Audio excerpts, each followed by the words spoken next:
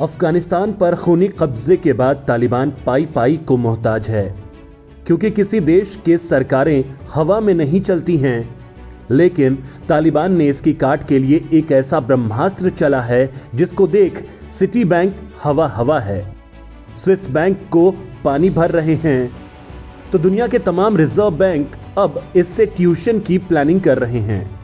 बात मजाक सी लग रही है, लेकिन दरअसल ये मजाक ही है जो आजकल अफगानिस्तान के साथ हो रहा है। दोस्तों, इससे पहले कि आपको तालिबान के अर्थतंत्र का पूरा तंत्र बताएं, कंगाल पाकिस्तान और ड्रैगन का लालची खेल बताएं, उससे पहले जरा इस तस्वीर पर गौर फरमाइए। शक्ल से जाहिल दिखने वाला एक तालिबानी शख्स, सामने डेल का लैपटॉप, बगल में तालिबानी खून पिपासू AK-47 जैसी राइफल। वैसे तालिबानी यहाँ कोई फोटो सेशन करवाने नहीं, बल्कि अफगानिस्तान के टॉप बैंक के कमान संभालने पहुंचा है। ठीक सुन रहे हैं आप, अफगानिस्तान का टॉप बैंक। नाम है सेंट्रल बैंक द अफगानिस्तान, और ये तालिबानी जाहिल है हाजी मोहम्मद इदरिस, जो अब तक काले धन को सफेद करने का सबसे तगड़ा धंधा चलाता था।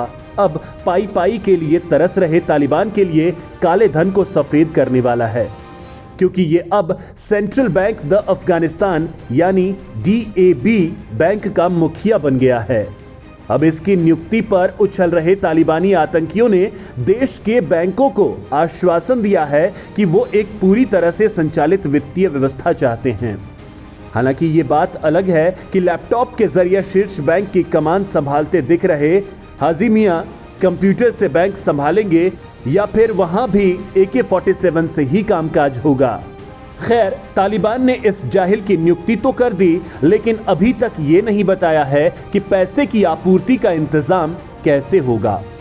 पिछले दिनों तालिबान के प्रवक्ता ज़बीउल्लाह मुजाहिद ने इदरिस के नियुक्ति का ऐलान किया था। ज़बीउल्लाह ने बताया था कि इदरिस देश के शीर्ष बैंक के कार्यकारी चीफ होंगे। उसने कहा था कि इदरिस सरकारी संस्थाओं को संगठित करेंगे, बैंकिंग से जुड़े मुद्दों को सुलझाएंगे और लोगों की समस्याओं पर काम करेंगे। लेकिन राइफल के साथ नजर आ रहे इदरिस की इस तस्वीर से साफ झलक रहा है कि वह किस तरह से समस्याओं का समाधान करेंगे। अफगानिस्तान के पूर्व उपराष्ट्रपति अमरुल्लाह सालेह ने इदरिस को लेकर कहा था कि तालिबान ने काले धन को सफेद करने वाले व्यक्ति को देश के शीर्ष बैंक का चीफ बनाया है। इदरिस मुल्ला अख्तर मंसूर के साथ लंबे समय से तालिबान के वित्तीय मामलों को देखता रहा था। मुल्ला अख्तर की एक अमेरिकी ड्रोन हमले में साल 2016 में मौत हो गई थी। इदरिस के बैंकिंग के समझ के बारे में सार्वजनिक रूप से कोई जानकारी उपलब्ध नहीं है। उसे कितनी शिक्षा मिली है यह भी अभी नहीं पता है। उसकी बस यह योग्यता है कि वह तालिबान के लिए काले धन को सफेद करता था। हालांकि एक तालिबानी ने जरूर इसकी पोल खोल दी है। उसने कहा है कि इदरिस ने धार्मिक किताबें भी नहीं पढ़ी हैं, लेकिन वित्तीय मामलों का विशेषज्ञ है। लेकिन दोस्तों, इस वक्त अफगानिस्तान में तालिबानी राज आने के बाद जनता पैसे निकालने के लिए जूझ रही है।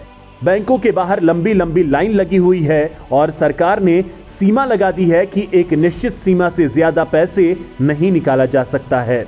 अमेरिका ने अफगानिस्तान के अरबों डॉलर फ्रीज कर दिए हैं, जिससे डॉलर की किल्लत हो गई है। बैंकों के पास देने के लिए पैसे नहीं हैं। अब तालिबान चीन से गुहार लगा रहा है कि उसे पैसे दे ताकि देश को चलाया जा सके। हालांकि दोस्तों, अफगानिस्तान की कंगाली वाली स्थिति में ही चीन ने अपना ग्रेट गेम खेल दिया है। चूंकि अभी अफगानिस्तान पर सीधा कब्जा तो नहीं किया जा सकता है, लिहाजा चीनी राष्ट्रपति शी जिनपिंग तालिबान राज में कई तरह के ख्वाब देख रहे हैं। वो अपने महत्वाकांक्षी बेल्ट एंड रोड इनिशिएटिव के तहत ऐतिहासिक सिल्क रोड के पुनरुद्धार की कोशिश में जुटे हैं।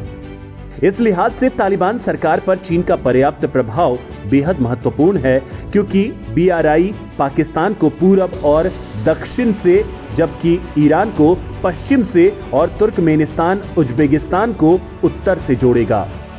यह प्रोजेक्ट जमीन पर उतर गया तो तजिकिस्तान और चीन उत्तर पूर्व से जुड़ जाएंगे। चीन अफगानिस्तान से लगी 92 किलोमीटर की अपनी छोटी सी सीमा का आर्थिक और राजनीतिक फायदा उठाना चाहता है। उसकी सीमा अफगानिस्तान के साथ साथ तजिकिस्तान और पाकिस्तान अधिकृत कश्मीर में पाकिस्तान से भी मिलती है।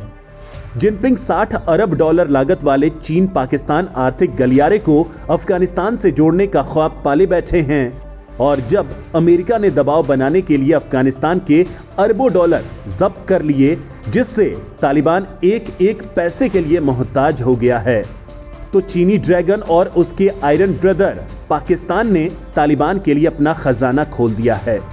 चीन ने जहां 31 मिलियन डॉलर की सहायता दान देने का ऐलान किया है, वहीं कंगाल पाकिस्तान ने 3 प्लेन भरकर खाना और दवाएं भेजी हैं। तालिबान को चीन और पाकिस्तानी दान के पीछे दोनों की कुटिल चाल छिपी हुई है, जो आने वाले समय में पूरे इलाके की तस्वीर बदल सकती है। चीन ने तालिबान सरकार के गठन के एक दिन बाद कहा कि 31 मिलियन डॉलर की इस सहायता में खाद्यान्न, ठंड से बचने के लिए जरूरी सामान, कोरोना वायरस वैक्सीन अफगानिस्तान को देगा। चीन ने पाकिस्तान, ईरान, उज्बेकिस्तान, तजिकिस्तान और तुर्कमेनिस्तान के राजनयिकों के साथ बैठक में यह ऐलान किया। चीन और कंगाली हालत से गुजर रहा पाकिस्तान यूं ही तालिबान सरकार पर पैसे नहीं उड़ा रहे हैं। चीन इसके जरिए अफगानिस्तान में अमेरिका की जगह लेना चाहता है। चीन सेना तो नहीं भेजना चाह रहा है, लेकिन वह चाहता है कि अफगानिस्तान उसके बेल्ट एंड रोड कार्यक्रम से जुड़े।